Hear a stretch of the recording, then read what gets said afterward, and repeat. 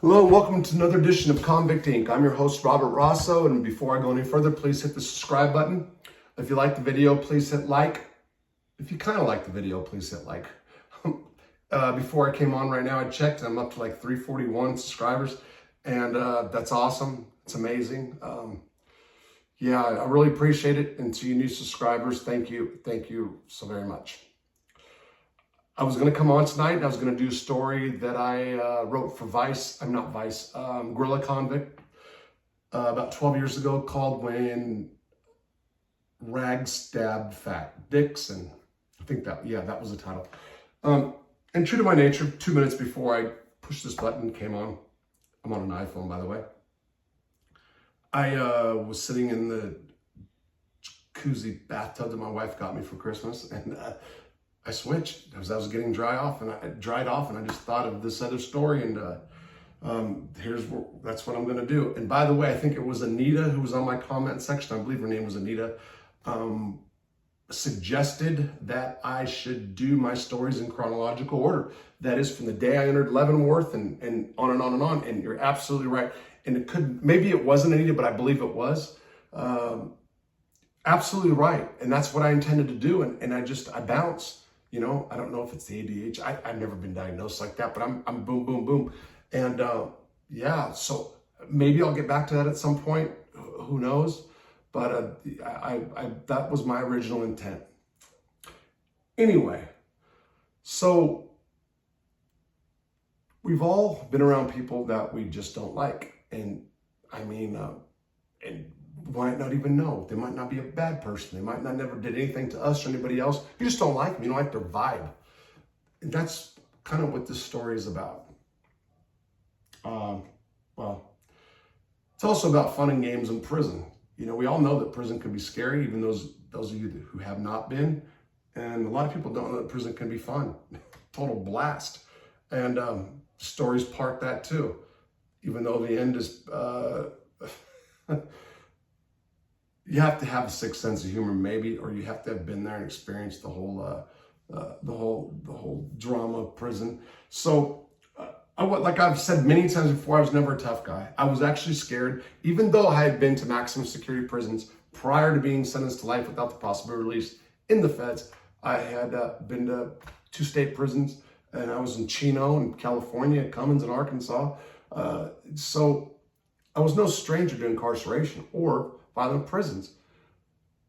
Leavenworth is different because, you know, the history, the feel of it. It's just wow. I mean, it's you know, it's crazy. But I was scared when I went there. You know, shortly thereafter my arrival, I started aspiring to be that convict. You know,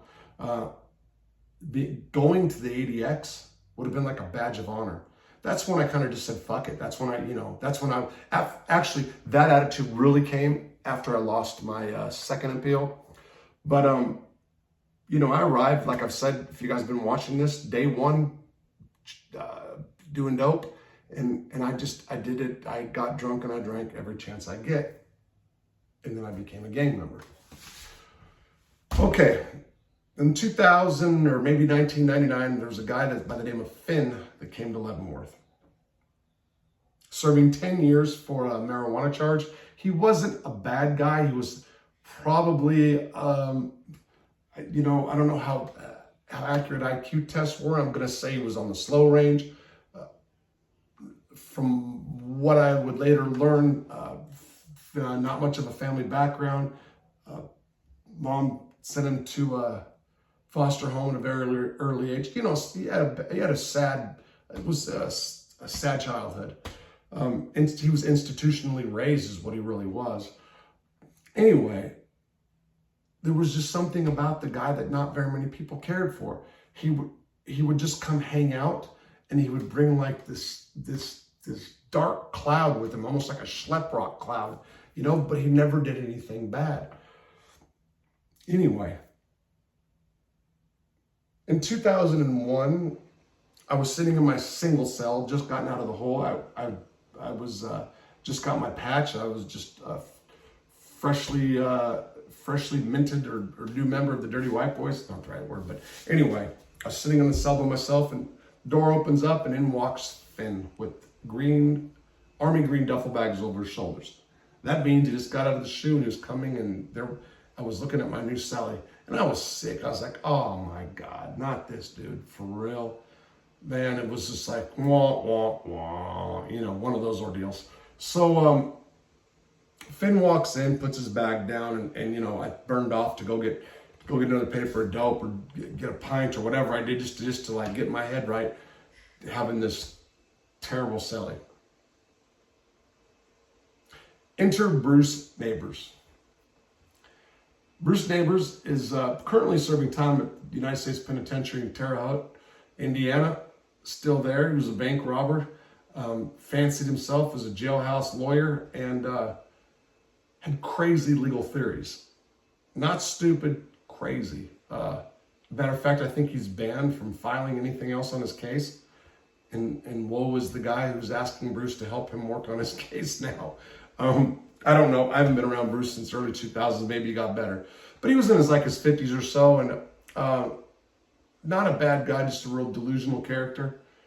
He was robbing banks dressed in women's clothes, he said, and just, I don't know. He had a wild imagination. Anyway, Bruce got a job at the library, and some of the guys that work in the library often would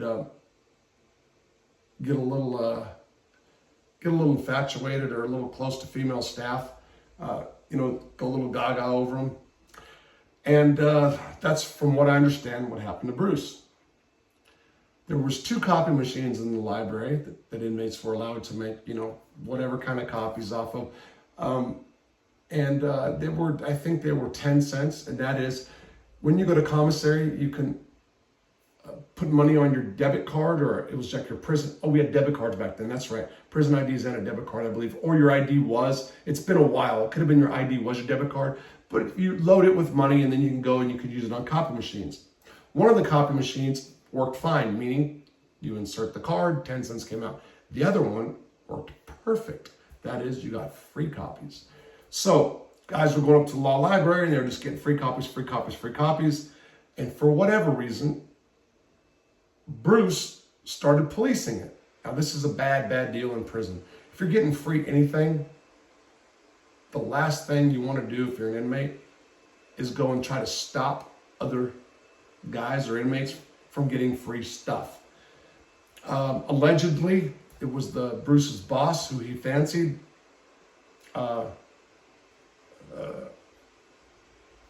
Big girl with blonde hair, pretty face, and who Bruce was a little gaga over. And I think she is the one that planted the seed or told him to go stop inmates from getting copies. And one of the inmates that he actually jammed up and stopped was none other than Leonard Peltier. For those of you who don't know Leonard Peltier, please Google his name. I'll do an episode about Leonard one day. I knew him well. Famous Native American activist. Guy who did get on his case totally screwed. Says he didn't do it. Murdering an FBI agent. That's debatable, but nevertheless, Leonard should not be in prison because of the illegal technicalities in his case. Again, go Google it, look it up. I'll talk about it one day. Leonard was hot. Not only was he a celebrity inmate, but he had a lot of pull in the prison at that time. He was the Native American shot caller. And Native American's a proper term, but in prison we called them Indians. So I'm going to probably say Indians, so he was the Indian shot caller, okay? An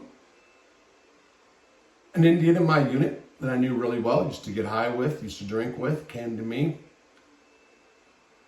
the same day that Finn moved into my cell and asked me if it was what I knew about Mr. Bruce Neighbors. Well, the reason they asked is because Bruce was from Arkansas. He sat at the Arkansas table, and prior to me being affiliated with the Dirty White Boys, I used to sit at the Arkansas table and sat with Bruce, Rory. Well, there was one Arkansas table, and I said I don't care. I didn't dislike Bruce, but it just didn't matter to me. He told me what was going on with Bruce, and I was like, okay, you guys want to hit him? Go ahead. That's your business. If that's what he's doing. You don't have to ask any other white guys. You know, go for it. And the guy said, no, no, no. We want to give it to you. And what they did was they offered me basically a contract. That is, they were willing to give me drugs for taking care of Bruce. Now, I'm going to go ahead and say this only because this is, 100 years ago, 2001, and this was well known in the prison. So if this was something that nobody knew, I wouldn't say this, okay? The Native Americans were getting in a lot of pot at the time, and they were getting it in from outside sources, coming in the prison for sweat lodge, prayer, whatever, and bringing it in drums or whatever they did. Again, this is not, a lot of people know about this. So I was offered an ounce of pot to have Bruce hit because he ticked off the big homie, Leonard. Well, I walked back in my cell and I feel this dark cloud and I look down and there's my cellie smoking a cigarette.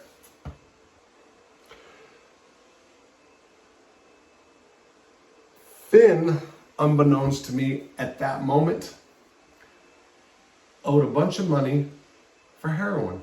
And when I found out a day or two later, it blew my mind because Finn didn't do heroin. He didn't do anything. He smoked cigarettes that people gave him, didn't hustle, didn't do anything. But he got himself in a big debt. And the reason he just got out of the hole, I would find out, is because he was trying to moonshine to pay off some of his heroin debts.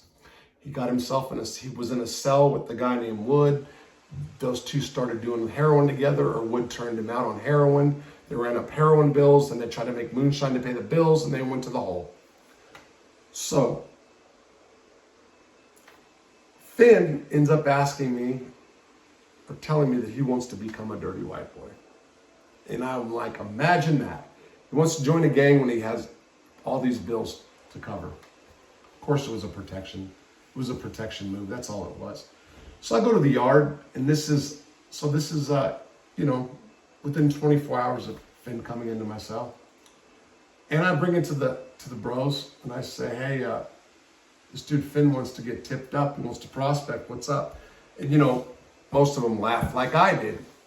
There was one named Wilbur who said, I think it's a good idea, brother. So Wilbur's from Tennessee and from the hollers of Tennessee. From Van Buren County, like population 5,000 out of the whole county. Just crazy, just back in the day, hillbilly for real.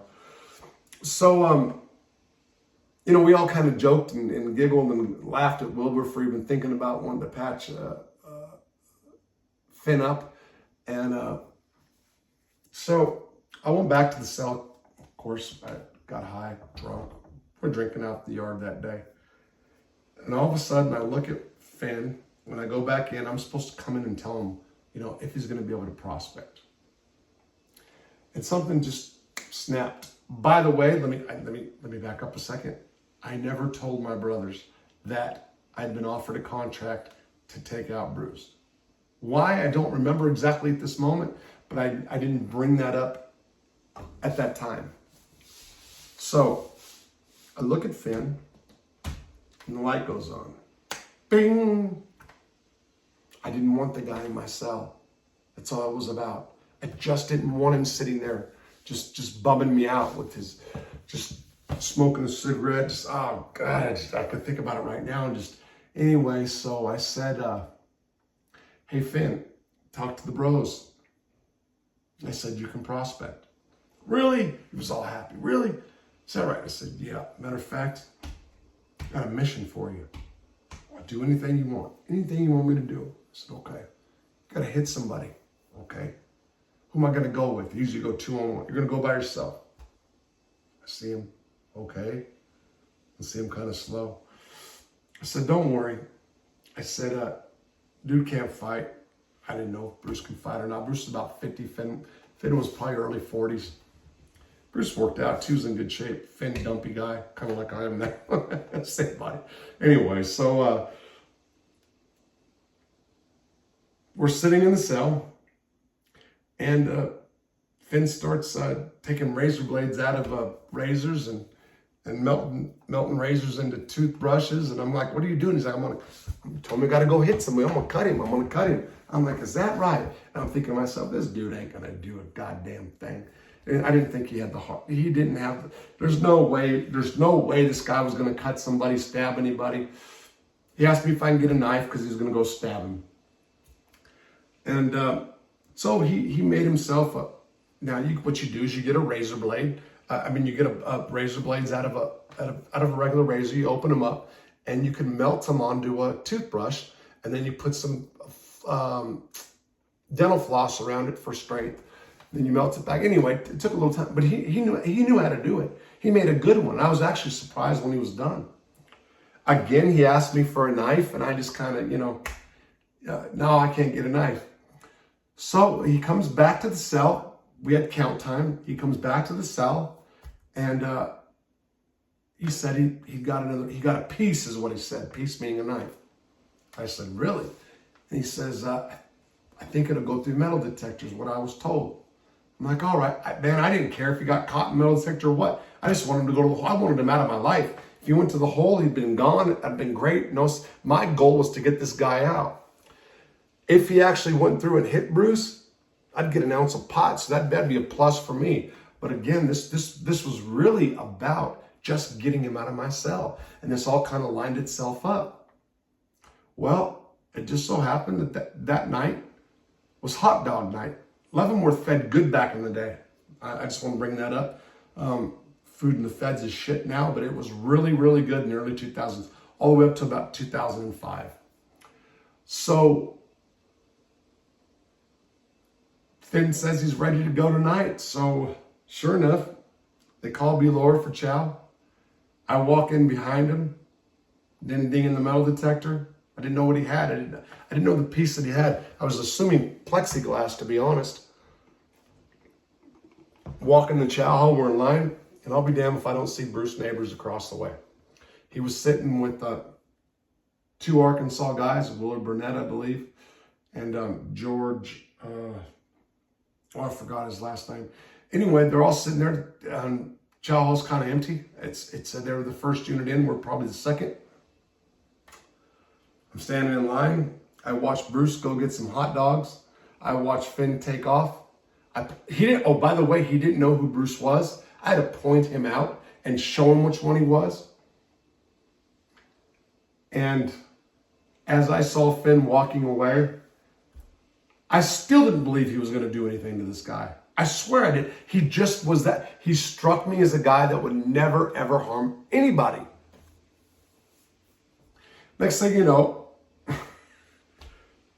and I'm laughing, and and there's people that will just like be mortified over this, and it's true.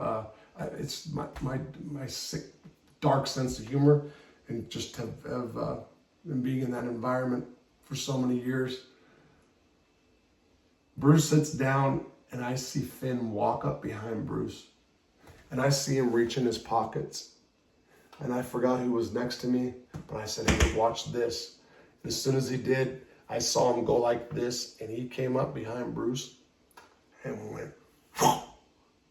And what he had was a razor blade, two razor blades on a toothbrush, and a mackerel can tin lid that didn't go off in the metal detector. That's what he was talking about. Cut him like that. Now, I'm from a distance, and I see Bruce jump up and turn around, and I go like this, and I can hear him say, "Who are you? I don't even know you." That's exactly what he screamed. And I'm looking, and I didn't know what the damage was. I couldn't see.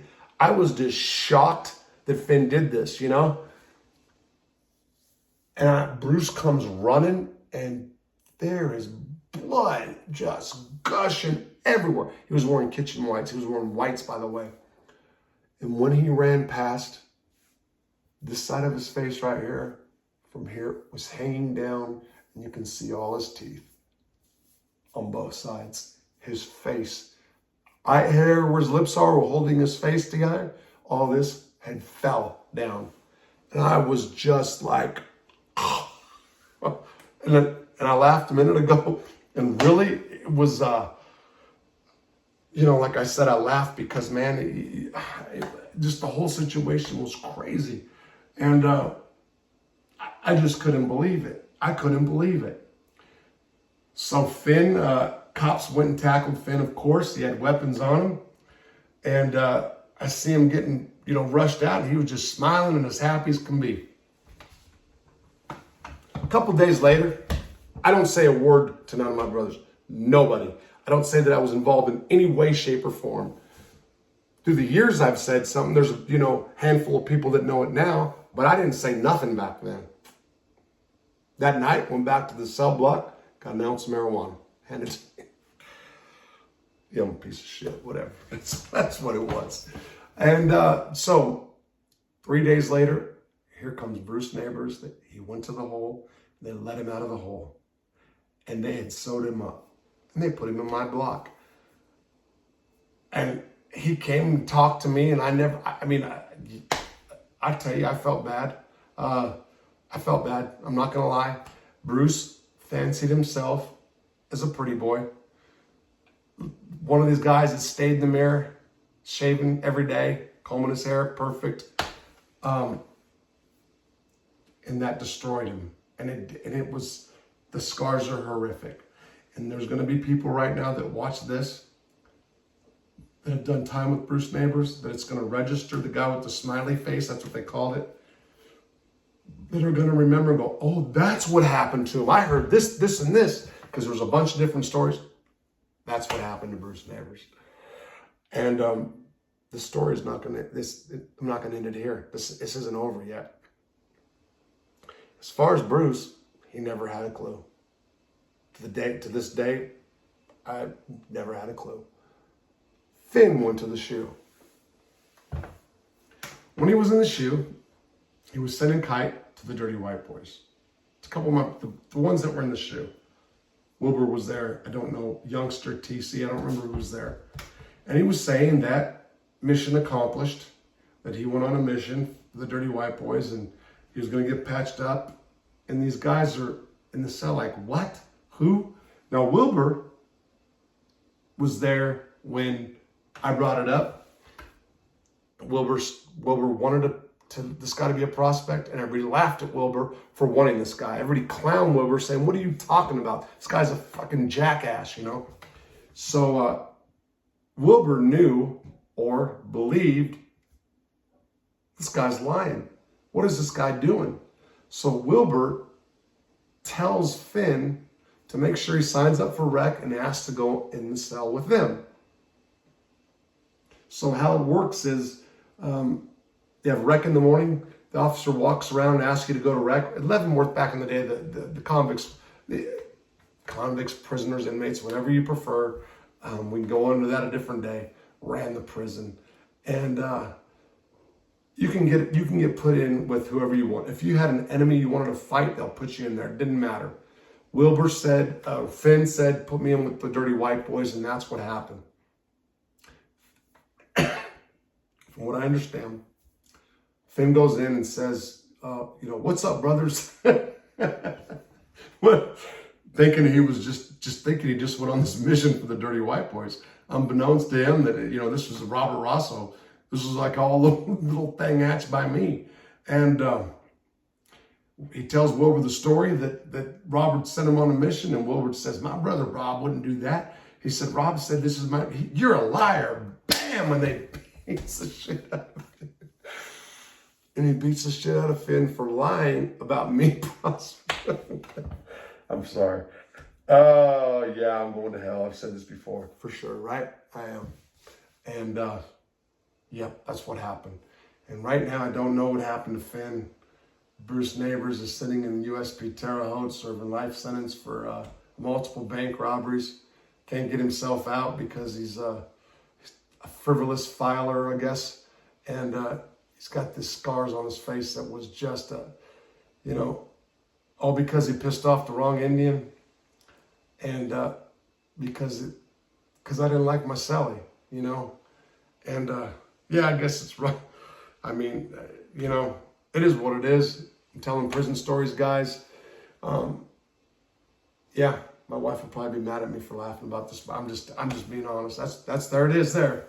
So hope you enjoy it.